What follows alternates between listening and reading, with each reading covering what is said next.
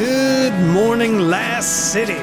Thoroughly depressed Stanley here with you, and we have one final week in Season 18. What's going on in the story? Couldn't tell you even if my life depended on it. Probably some convoluted space magic mumbo-jumbo. So say so long to your power level that you'll need to regrind in the same pinnacle activities since time immemorial. Otherwise, you won't be able to partake in old GMs and trials. Bye-bye Season 18 and say hello to next season's Telesto bugs. Now on to the reset. The 7-year-old Fallen Saberstrike closes out Season of Plunder. Hordes of Fallen and teleporting captains await Guardians that attempt to claim Duty-Bound or Silicon No Roma. Given how many times this strike has been in rotation, you don't need me to tell you to dodge those line rifles. Be sure to bring anti-barrier and overload rounds cause you're gonna need them. Besides a dull strike, bonus rep XP will be awarded to Guardians that participate in Strikes, Crucible, and Gambit, which I'm told is actually still in the game. Who plays Gambit? People who hate fun.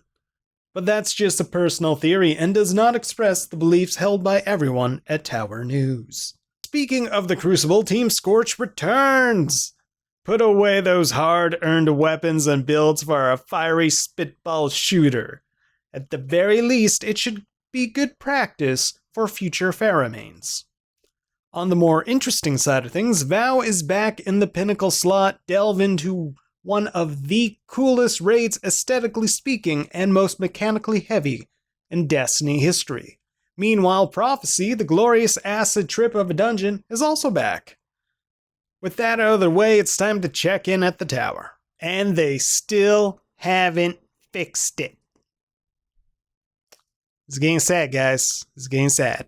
I don't know if it's the contractor that's holding things up or what, but like... Oh, man. I mean, I guess it's not smoking anymore, which is nice, I suppose. A new addition to the tower is this donations chest brought to you by Bernie Sanders. Otherwise, I have no idea what it does, and I'm too afraid to approach it. Especially considering this game has gotten enough of my money without more donations from myself. Meanwhile, Banshee has reset his stock. Back from the beta is the OG Scathe Lock. However, its perks really don't live up to its decent reputation had in beta. We have Eye of the Storm. This weapon becomes more accurate and boosts handling as your health gets lower, and heating up, which is an interesting combo, but not exactly something you'd probably want on a auto rifle. Also back from Year 1 is Shepherd's Watch, which you probably haven't even used in Year 1. However, its perks are pretty good. Opening Shot, Tunnel Vision, Steady Rounds. That said, you probably already have your God-rolled beloveds, so why am I even wasting your time here? Luckily, the Scout Rifle contingency plan makes up for those lackluster offerings that we just looked at, as we have Kill Clip, Tunnel Vision, Steady Rounds, and Arrowhead Break. Sure, you're not going to get much range, which seems kinda odd on a scout, but you'll be really stable, won't flinch much, and you can do bonus damage with Kill Clip. Will this just be another Randy's throwing knife? Who knows? You let me know because I'm not gonna test it. In the fusion rifle slot, we have the Snorai FR5 once more, and it's even worse than before because it has Frenzy. It is a terrible perk in the Crucible, and honestly, this is not worth using in PvE because the rest of its perks are just really, really sad.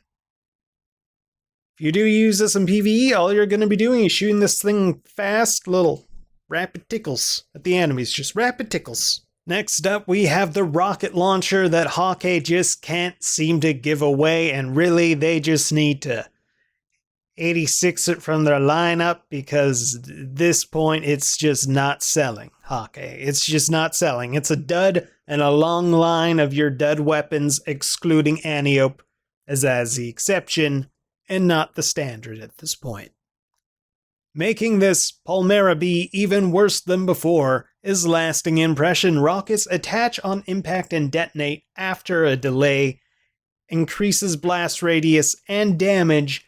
However, Guardians kinda move fast. So unless you stick that Guardian with the rocket, and they count as a surface it can stick to, they're probably just gonna get out of the way, or they're gonna kill you before that thing goes off. Which is a little depressing. And in PvE, you most likely want something that's gonna blow up immediately, and not just have your entire team gun them down with their weapons while you're waiting for your rocket to do its job. Lastly, we have the Typhon Grenade Launcher 5, and despite its very unoriginal name, Amalon has delivered. We have Explosive Light, picking up an orbit power increases the next projectile's blast radius and damage. Impulse Amplifier increases the projectile velocity and reload speed. Augmented Drum to cancel out that reload speed we just got, but greatly increases the mag size. Okay, to be fair, our barrel, it's not the greatest in the world. And mini frag is pretty bad, but impulse amplifier and explosive light. Kaboom! On the pay-to-win side of things, we have a welded brass shader, which doesn't look too bad. And that's how low the bar is for shaders in the Eververse, that just not looking too bad is worth your time. There is also an ornament for Leviathan's Breath that actually makes it look like an exotic bow. However, it doesn't change how useless Leviathan's Breath is. There's also a sparrow doing a perfect imitation of Telesto, as it's just kinda breaking and sparking everywhere, and looks exactly like Telesto. So, top of the line cosplay, you're nailing everything. For further bright dust, you could have Honor of the Empress. This ornament did the impossible and made Skyburner's Oath even uglier. There's also Charmed I'm Sure, the hunter ornament for Liar's Handshake. And that is one beautiful snook. It's such a nice snake. Look at that beautiful snook. Ah, perfect danger rope. You even got the fangs on your hand. Oh, so good, so good. Following that is a ship that's doing its best to become a pod racer from the Phantom Menace. And we have a sparrow, where they just kind of forgot to shade in the polygons, for the rest of its design. Second to last is the Great Stuff Dance, which cultists of RNGesus use to worship RNGesus, in the hope that RNGesus will bless them. However, deep down they know RNGesus is a cold, heartless bitch, and you are only gonna get pinnacle drops in the same slot over and over and over again, and you're never gonna level up. Lastly, we have Fiddler's Dance, the perfect emote for those band kids who clearly weren't bullied enough in high school. Now that's all we have today for you at Tower News. Thank you so much for watching, and we apologize for our long hiatus, as well as this episode going up later than intended due to a litany of technical difficulties. So once more, thank you so much for being patient with us, and have yourselves a fantastic final week of Season 18.